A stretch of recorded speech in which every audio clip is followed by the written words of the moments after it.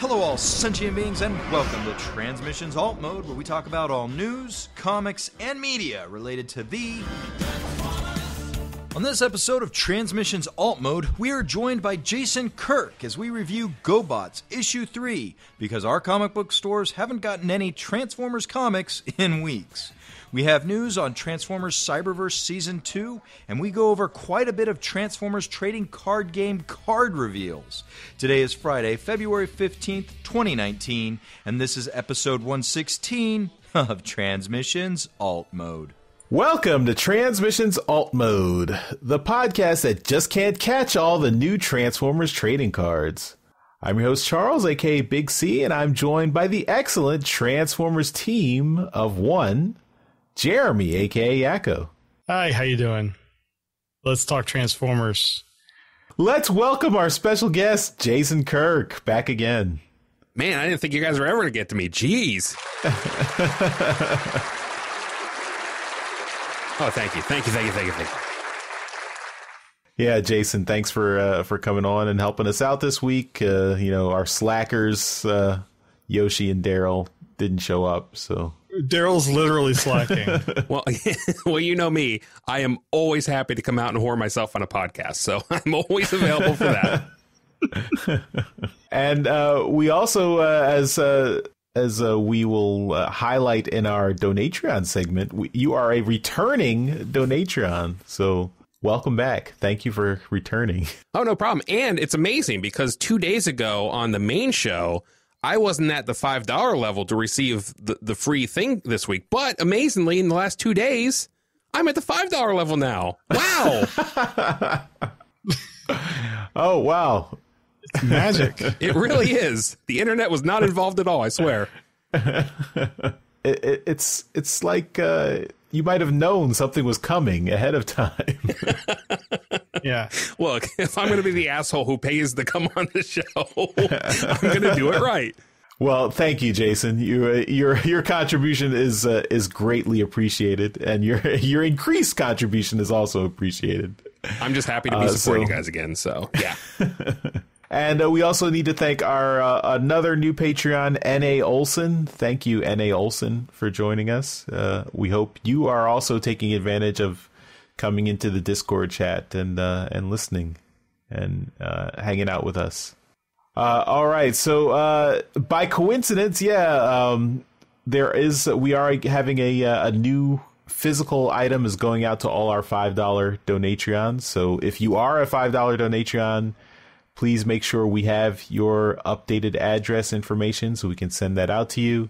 In Patreon, it's easy to check the address there, but if you are one of our PayPal contributors, be sure to send us a note with your address so we know how to get stuff out to you, because something good is coming very soon. Yep. And if you don't know how to do it on Patreon, we have a link in the show notes that will take you to their help page that shows you how. Cool. It is easy, but it's not obvious. All right. And if you are not a Transmissions Donatreon, we still love you. But if you do want to help out the podcast, you can go to our shop at transmissionspodcast.com/shop and buy some merch from TeePublic, and we get a little bit of a kickback. That includes some Transmissions swag, some shirts, or just anything from TeePublic. If you go through our link, we get the affiliate kickback. Please help us. All right, let's start off and get into some Transformers comics news. All right, so we've got some more cover art from the new Transformers series starting in March. But this cover is actually coming a little bit further down the line because it's actually from issue 8 of Transformers. So I think things are plotted out a little bit far in advance here. Well, it's 2 a month, so it's month 4. No, that's true. Yeah. This is from fan artist turned recent professional Transformers artist Anna Malkova. And this art features Cyclonus. So we're going to have Cyclonus in the new continuity now. That's cool. I wonder if he'll be close to his IDW incarnation or something completely different. Looking forward to that. I think It's interesting because I think that for at least for me, More Than Meets the Eye / Lost Light Cyclonus is now my Cyclonus. He has replaced G1 Cyclonus for me. I hope they take some of his personality traits into the new series. And also, we have a listing on Amazon for the first trade paperback of, or not trade paperback, hardcover of Transformers. It's Volume 1, The World in Your Eyes, and it's collecting 12 issues of the new Transformers comic. And this is going to be released in October 22nd, 2019 for $50. So if you're going to wait for the trade, you just have about 8 months to wait to get the first 12 issues. But we will be covering it as they come out. You might want to skip our comic reviews for the next few months if you're skipping spoilers. Maybe we should combine all our comic reviews and put them out as a hardcover podcast. I don't know if we can afford the printing costs. Yeah. I guess I'd just be putting them on a CD. Pretty much. That would be the hard copy. But yeah, so that's it seems like they have a little bit of faith in the new series, that they've already got things. I mean, they're doing 2 a month. They've already planned the first the first 12 issues. So hopefully this thing has legs. Next up, this comes from a Japanese manga news. We've got an official Mazinger Z versus Transformers crossover comic for March of 2019, and this comes from a TFW 2005 story that was written by listener of the show and Donatreon Gabe. So Gabe, thanks for writing up this article on TFW 2005. For if you're not familiar with I think I'm butchering the pronunciation, but Mazinger Z is one of the like super robot anime shows. One of the original super robot anime shows from Japan. It was brought over to the U.S. as Transor Z in the 80s, if you're familiar with that. So this is the original Japanese property being crossed over with Transformers. One thing that's interesting, so the artists on the book, it mentions there's going to be 6 artists working on this book. It's Yu Kinutani, Hayato Sakamoto, who you might remember from More Than Meets the Eye. Jason was happy. I love Sakamoto. Eiji Yoshioka, who does some of the e-hobby comics and Transformers Illustrator. Kazumi Hoshi, Hidetsugu Yoshioka, who's done packaging art from Transformers Master Force Victory and Zone, e-hobby and Henki. Naoto Tsushima, who's also done Henkei Transformers packaging art and also IDW Transformers comics covers. And then the normal release cover will be done by the original Mazinger Z creator Go Nagai. So, very cool. Round of applause for pronouncing all those names. Woo. Yep. I've been doing the Japanese Duolingo, so. Oh, I keep meaning to do that. You're ahead of me, Charles. I'm doing okay there. It's a slow process. It helps with all your business trips to Germany, right? yeah, not at all, not even a little bit. Yeah, so this is going to be 1,980 yen, so about $20. It'll be released on March 28th with 104 pages. All in Japanese.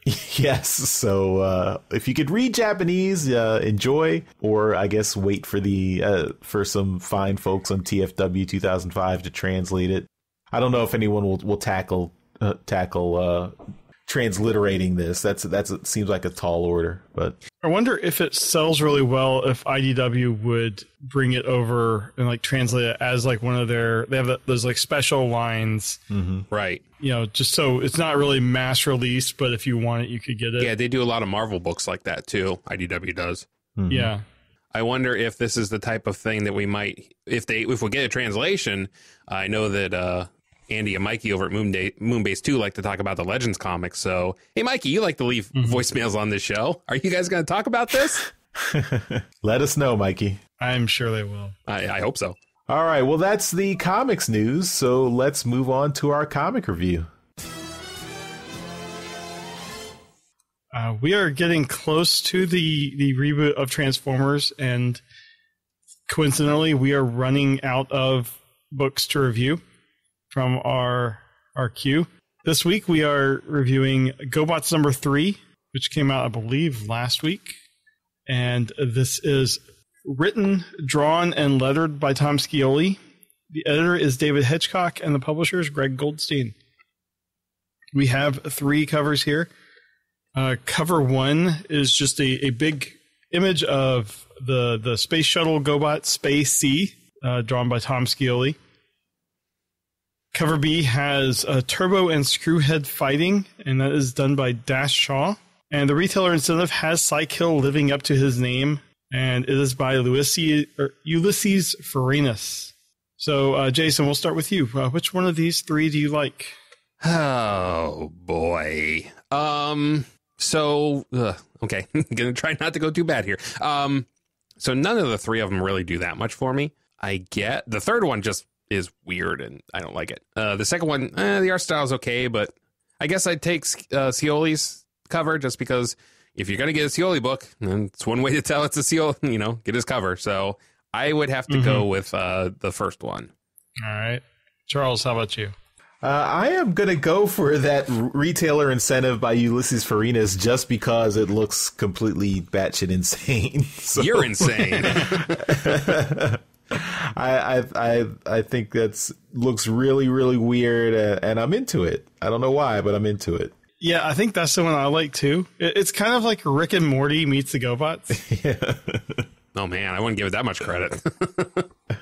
Well, it's just the people kind of made me think Rick and Morty at first, but I guess it is just we always talk about like when the image obscures part of the logo, and we have blood spattering all in front of the logo. It's really kind of amazing.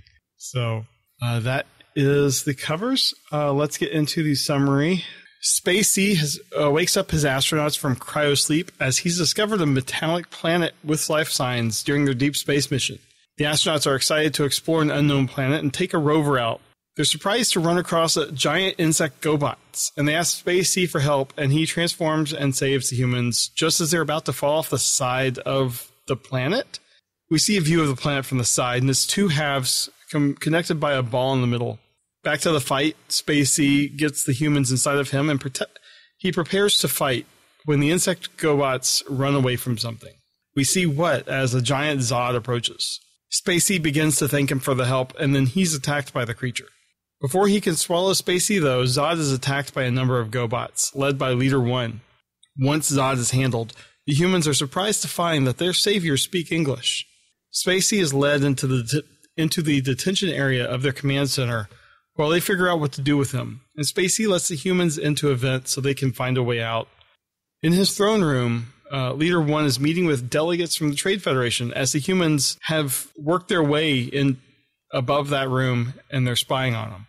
They complain, the Trade Federation complains that Zod has been a constant problem and prevents travel on the highways. If Leader 1 doesn't take care of him, then whoever does is going to take his place. Returning to the cell, the humans are going to try and get Spacey out when he's released and taken to interrogation. Leader 1 asks where Spacey is from, and he says Earth. Enraged at this forbidden word being spoken, Leader 1 strikes Spacey and sentences him to reprogramming the next morning. Overnight, Leader 1 has a vision where he's led by a blue version of himself named Eno. Eno leads him across Gobotron and into the heart of the planet to the only weapon that can defeat Zod, the laser lance. Inside his cell, Spacey is falling into depression when the humans show up again to try to free him. They remember the color code to open the lock and they free their friend. He's promptly caught again but saved by Leader 1. Clearly affected by his vision, he cancels the punishment. Elsewhere, it's feeding time for Zod as Psykill tosses a GoBot for the monster to eat. Leader 1 leads his GoBots on the command center while the humans inside Spacey discuss their situation. How did these GoBots learn English? And was it from Earth television broadcasts? Later, as everyone sleeps, Leader 1 walks around the ramparts of the command center. It's shocked. He sees Psykill's renegades, including Zod, and he sounds the alarms. As the renegades approach, he shuts the command center, slicing Twin Spin in half. The Renegades are surprised that they're not as defenseless as they thought, and they retreat for the moment as the command center blasts off. But Psykill has a surprise as well, and the Renegades board their ship Thruster and chase the Guardians. The Renegades catch up, and Thruster transforms and grabs the smaller command center. Spacey's human crew are fed up with his odd behavior and eject in their lunar lander. They're determined to go back to Earth, but he lets them know that they were in hibernation for longer than they think, and every human they have known is probably dead. The Guardians plan to escape by jumping to hyperspace, but they need some time to calculate the jump. To buy that time, Leader 1 leads everyone that can fly into space to attack the Renegades. They're successful, and despite being hit, Spacey and the others make it back on board. The Guardians make the jump and trick Psykill into thinking they've gone into deep space when they've gone just to the other side of the planet. Here they prepare to go inside the core of the planet to find the mythical Heart of Gobatron. As the command center lands on the rocky surface of the planet, Spacey and his humans dash off, but they're surprised when the ground is soft and it gives way beneath them, sends them down to a lower level of the planet where they encounter some ancient GoBots, Turbo and Scooter. Turbo lets them know that they've been on the run from Leader 1 for years, and Leader 1 and his forces are responsible for basically making Scooter into a childlike state. And when Turbo detects that there are humans inside Spacey, he orders them to come out. As they explain what happened, Turbo realizes that Spacey hasn't told them the whole truth, and he reveals to them that Gobatron is actually Earth. So that is the story. This series took a very strange turn with this issue. I mean, when it started, I didn't know exactly what was going on until probably halfway through. I enjoyed it though. For what it is, I've been enjoying this series. Jason, I don't know how much you've been reading, but we gave you the review copies for the first 2 issues. What are your opinions of this book? I know you're not a big fan of Scioli in general, but what do you think? Well, I mean, that's basically what it comes down to. It's probably actually going to be in pretty quick because Scioli's art and his writing have never really connected with me. What little bit I was able to get through of G.I. Joe versus Transformers, and also this, because I did read the first issue when it first came out, so I obviously needed to catch up. The second issue, you guys went over last week, so I had a good idea what that was about as well when I went into it.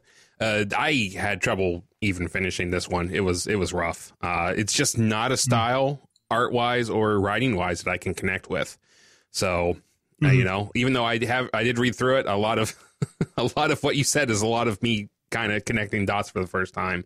Oh. And unfortunately, I really can't. I can't speak much more to it. It's just it doesn't connect with me. I don't get much out of it. So, I know you two enjoy it, so I'm looking forward to hearing what you guys have to say. And I know people like it, but I just can't connect to it. It's especially all these panels. It's too many panels. I can't do it. He does like his panels. He really does. And I remember you guys saying that last week.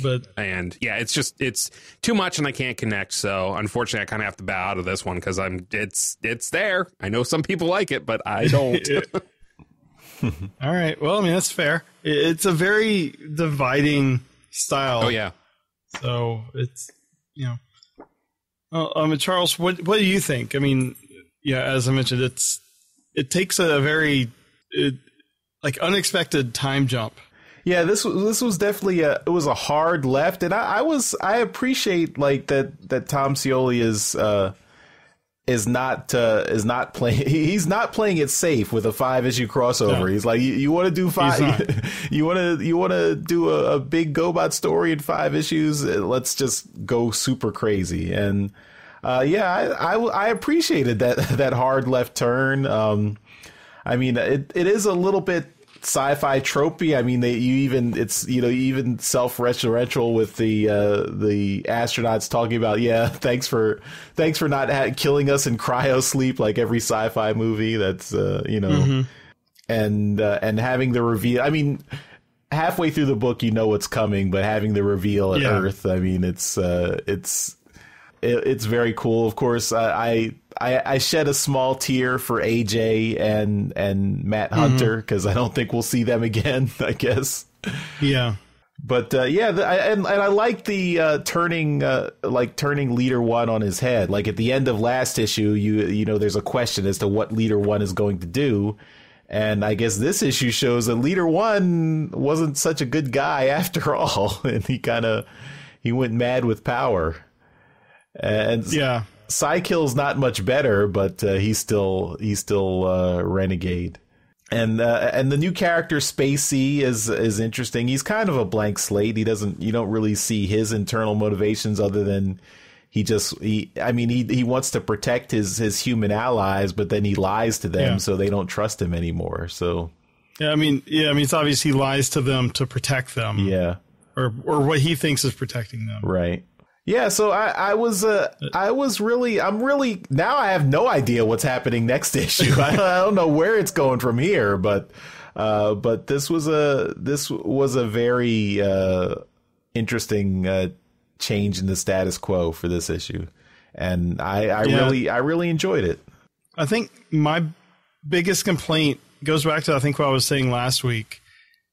This series really should have been like a 12-issue series, because with all of the stuff that he's trying to do and he's trying to cram in here, it would have been so much better fleshed out with the room of 12 issues to tell the story. Yeah, what little bit I was able to garner, I absolutely agree with you guys on that one. It's going way too fast. Yeah, but he was probably like, you got 5 issues to tell your story, and he's like, oh, but I have such an amazing epic story I want to tell. So, I really like this whole reinvention of GoBots, from the ground up. I like a lot of the ideas that he's putting out there. It is not the safe GoBots that you get from the cartoon.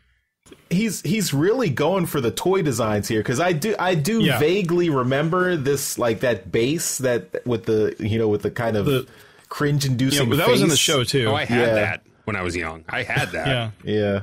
But I think what I was reading in the wiki, those those things like the detention center and everything, all of those were in the toy. Yeah. Mm-hmm. So it was a very kind of odd toy that you would have, like a disintegration room or whatever. I don't remember Zod. Oh no, Zod was there too. He's in the cartoon in the credits and everything. Oh, okay.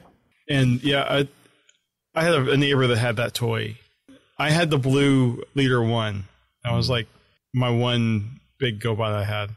And I thought it was funny that they had the detention center control panel was a Simon. Yeah, that was funny. And and the laser lance was a thing. It was basically a little plastic stick that came with the Zod, and that's what you would use to poke the thing to turn it on and off. Oh, okay. So you can kind of see where that's going. Was Simon also a Tonka electronic game, or was it? Probably. I can't remember. Yeah, I bet it was. Either that or Parker Brothers, which Hasbro owns. Yeah. Scioli's got some deep cuts here. Yeah, and then there were so many sci-fi references here, like the hyperspace thing. That was just Star Wars. Mm-hmm. The whole we need time to calculate the coordinates. So the power suits show up next issue, right? There's no way they go without doing power suits. I'm sure they're going to need to do something like that. Yeah, that's my contribution to this discussion. I am calling power suits for next issue. They're also teasing Rock Lords in the cover. Yeah, Rock Lord. Yeah. So, and Simon was Milton Bradley. Okay. Which is now owned by Hasbro. Yeah. But anyway, it's a very interesting series. I think I remember listening to the Moonbase 2 review of the last issue, and they weren't they're more on Jason's side of this argument, but for what it is, I'm enjoying it greatly. It's a good way to pass the time until we get the new series. Mm-hmm. So that will be it for the comic review. All right, let's get into some media news. We have more information from the Hasbro financial call that we mentioned in the toy show this week. On the media side, Brian Goldner, the CEO of Hasbro, said that the Bumblebee movie made the Transformers franchise re-engage with families, and they're very happy with the critical success. And it was very profitable for Hasbro as well. So that's all good news. Home release will be available 2019 first quarter, and it's already up for pre-order. I actually have it pre-ordered myself. Future Transformers live-action movies are in development. They actually mentioned films, plural. And they are working closely with Jim Giannopoulos and his team at Paramount for the new movies. So no other details there, but it seems like Bumblebee did its job, and where the movies were basically on their deathbed, they are now going to have another life, and hopefully Bumblebee is actually a reboot, and we can, build off of it. So, please, Jason, what were your thoughts on Bumblebee? I don't think we've talked to you since then. No, you haven't. I've seen most of the movie because we have. So, kid, right. We did not go to the theater. I'm going to just admit it. We did watch a downloaded copy because I was very much afraid that my son would not be engaged the whole time. And boy, did that end up being the case. He got excited when Optimus Prime was on the screen, and that's about it. We took him the Cyberverse, and he just sat and watched and didn't move an inch the whole time. So I had a feeling Bumblebee wasn't going to do that, and I was right. So I've seen the movie mostly. It's fine. I don't know. It's definitely better than what we've been getting. I think a lot of, like, when I see very profitable for Hasbro, I mean, it's profitable because the movie didn't do so great in its first weekend. It was either going to be a bomb or it was going to have sustained, profits through the weekends.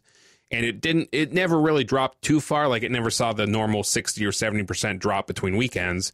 But, it still was outpaced easily by Aquaman. And oh, yeah. Well, it opened in a weekend where they were like, we need to get this out. Yeah.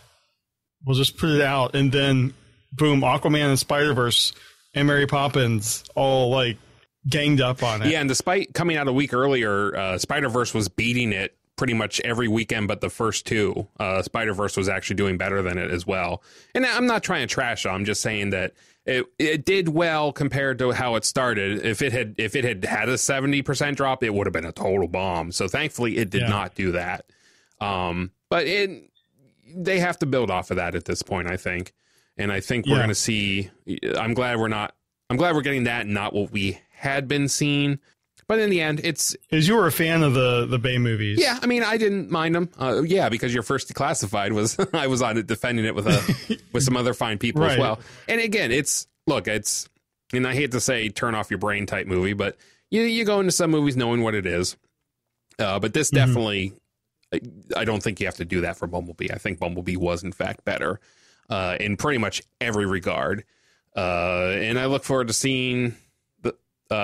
these characters, if we really do keep those D1 based designs and they don't try to mess with it too much, I'll be interested to see what comes up. But I will be buying it on Blu-ray. I have all the other films on Blu-ray. If I did not buy this one on Blu-ray, I would be a terrible person. So I will pay money for this movie. That's the only reason we watched it, a downloaded copy, because we are going to spend money on it. But I was never going to go see it 3 or 4 times in the theater. I can't do that. I have a small child. So yeah, exactly. All right, well, we do have some more Bumblebee news here next. Viacom's financial call reveals that Bumblebee earned more than $450 million worldwide.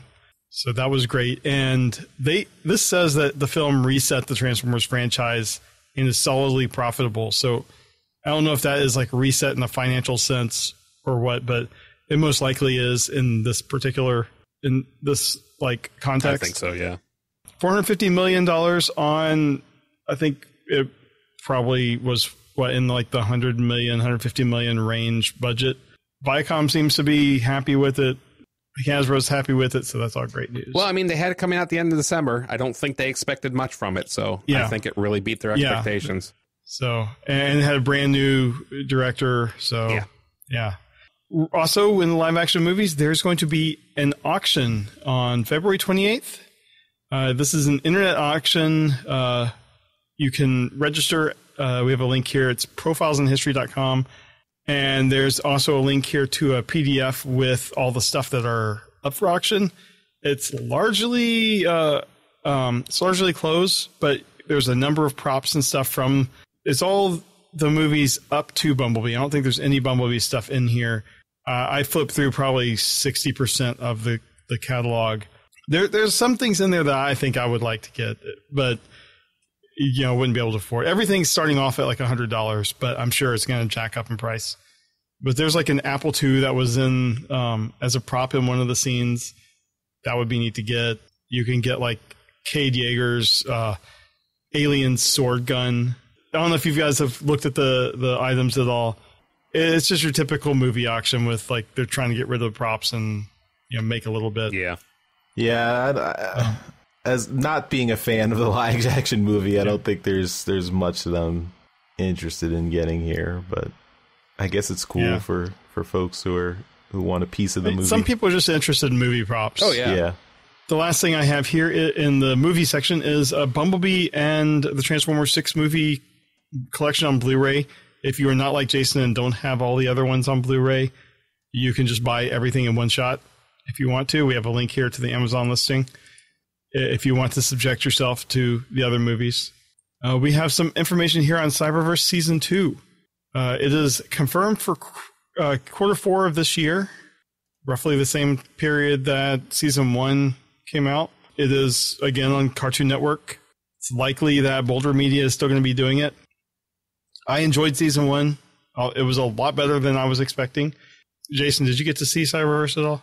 I was watching through YouTube for, through like the first, 8 or 9 episodes. Whichever one is the one where McAdam shows up. And I don't know.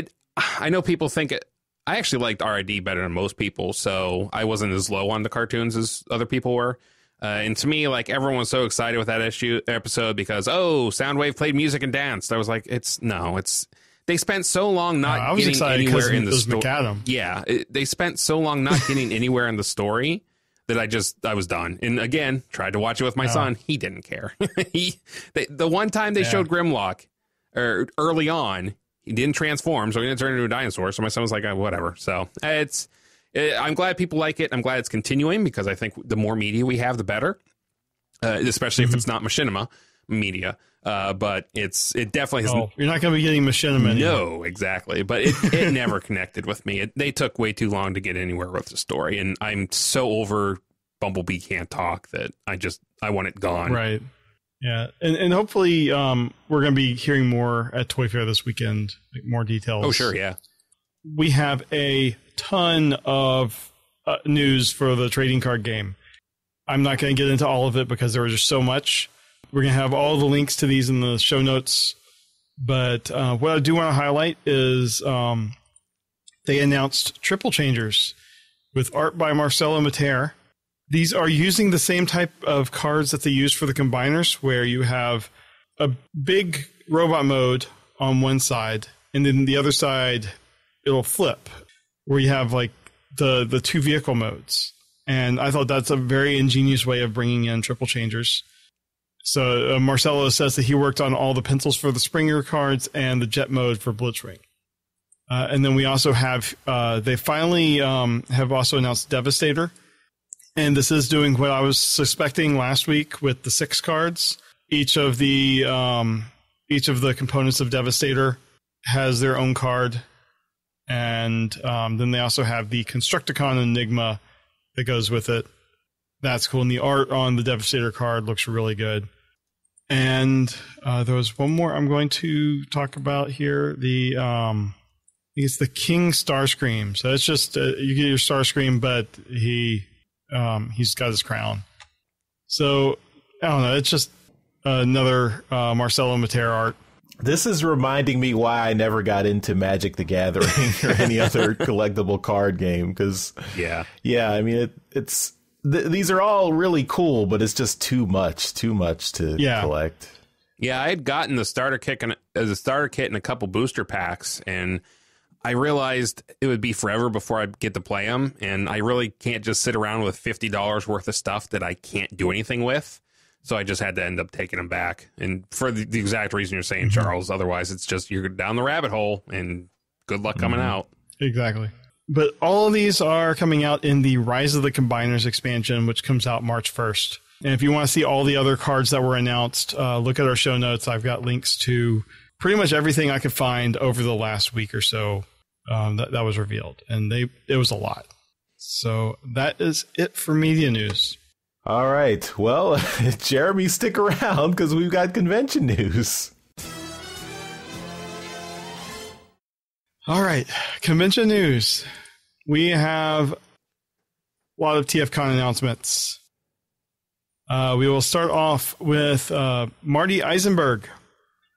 He was the story editor on Beast Machines and Animated. He has been to BotCons before. I think it was BotCon 2011. But he will be taking part in Q&A panels and autograph sessions.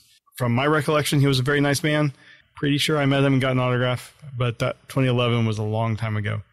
He's also written episodes for Transformers Prime and Rescue Bots, so that will be very cool. Next, we have voice actor David Sobolov, who was the voice of Depth Charge, and he was also the voice of Blitzwing in the Bumblebee movie. He's done a number of other voices and a number of series. He's, you've probably seen a series with him doing a voice outside of Transformers. He's Grodd in The Flash. That's what I was trying to think of. He's Grodd in The Flash. He was also Shockwave in Transformers Prime, I believe. Yes. Oh, yeah. Which is on here on the card, which I didn't read. But this is his first TFCon, and he will be there Saturday taking part in autograph sessions. The TFCon website will have the full guest signing schedule before the event for the exact times. Make sure you check that. If you're wanting to get a particular voice actor, not all of them are going to be there the entire weekend. So make sure you check the schedule so you are not disappointed trying to show up and someone isn't there. Next, we have writer Margaret Scott is going to be there. She has written for Till All Are One, Windblade, Transformers Prime, the series and the comic, Rescue Bots, Batgirl. She is now working on Batgirl. Very awesome that she's going to be there. She will be taking part in Q&A panels and autograph sessions. So make sure to go and say hi. Charles has actually had a meal with her at BotCon. I had drinks with her too, so that's cool. Wow, jeez, she's very cool. And TFCon is really taking advantage of being in LA. Yes. Pretty much everyone associated with Transformers in LA is going to be there. Finally, we have John Bailey, who was the voice of Soundwave and Shockwave and Bumblebee. He was Optimus Prime in Combiner Wars. He is the his YouTube channel is like Prime Reviews or Epic Voice Guy. Oh, he is the Epic Voice Guy, but he has a Transformers like review channel where it's like Optimus Prime reviewing. Oh, okay. Thing. But he's probably better known as Epic Voice Guy, doing the Honest Trailers. Honest Trailers, yeah. So he is the kind of epic voice behind Honest Trailers. And he will be there. It appears all weekend. So that is awesome. And I think that is it for TFCon. TF Nation has a live improv night that they have announced. It is going to be on Saturday night. It is a special improv show starring the Improvicons. Is a group headed up by guest Peter Spellos, who was the voice of RID Skybite. This says throughout the year he hosts classes in London and Indianapolis. As quite I'm guessing it's not London, Ontario, but it's basically he does acting and improv classes. It looks like they're going to do this Saturday night after the ClubCon event at TFCon or at TF Nation. I'm sure this is going to be hilarious, and yet another reason why I hate that I'm not able to go. Mm-hmm. And the final news is TF Nation has posted a first time or attendee booking process guides.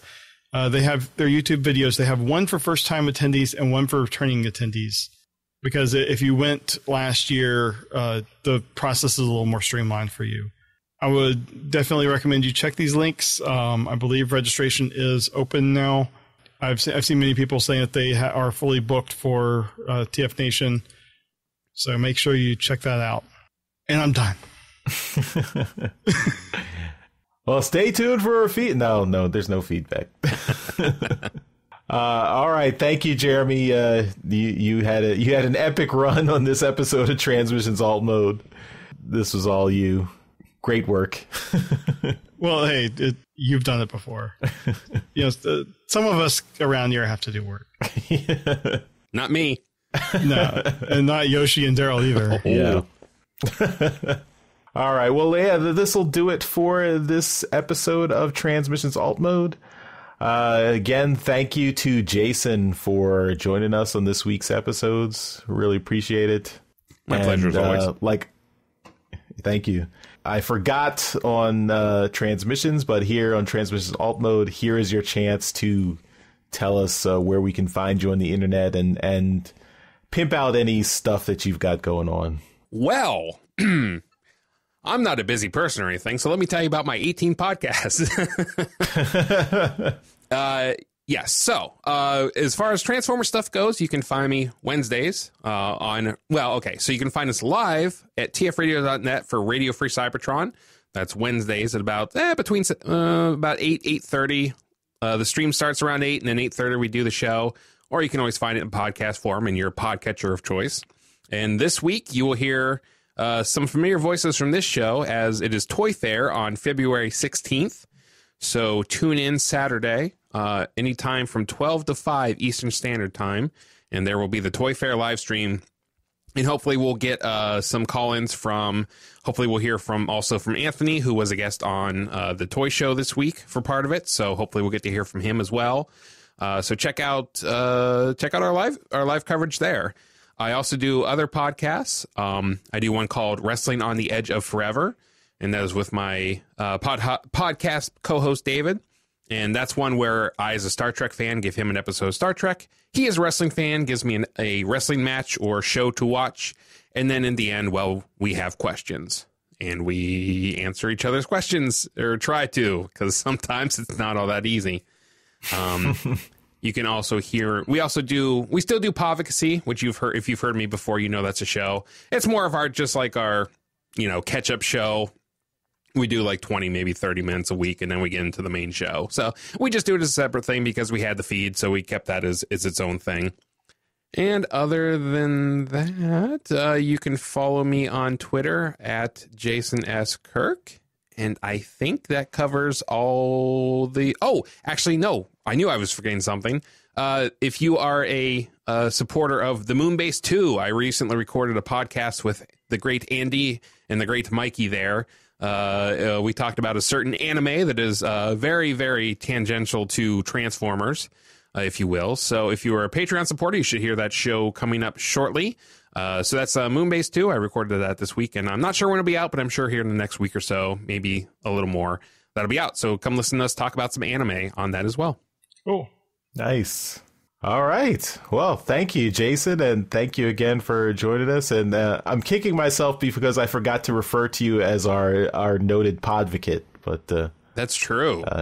Man, Charles, we should probably just start both shows over. I think. Well, it's Daryl's fault because Daryl usually starts the docs, and that was left to me and Charles, and it's all Daryl's fault. Yeah. Real life got in the way this weekend. So. Yeah, it happened. All right. Well, thanks, Jason, for making this show a good one. And, you're welcome. Thank you, Jeremy, for being the awesome host of the show, as you always are. And I can't be any other way. So. And we'll see you next time, everybody. Thank you for listening. Yes. Bye, everybody. Goodbye. Bye. Hey everyone, thanks for listening to this episode of Transmissions. But just because this episode is over doesn't mean the Transformers fun has to stop. Join us and other Transformers fans on our Discord chat server by visiting transmissionspodcast.com/discord. If you would like to learn more about how you could support the Transmissions Podcast, just visit transmissionspodcast.com/support. Thank you all for listening, and we'll see you again next week.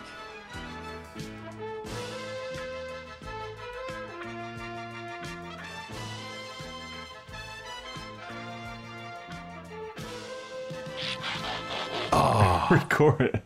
Got it. Did it. Yay. Woo! All right, alt mode. I think we have no audience tonight. So nope.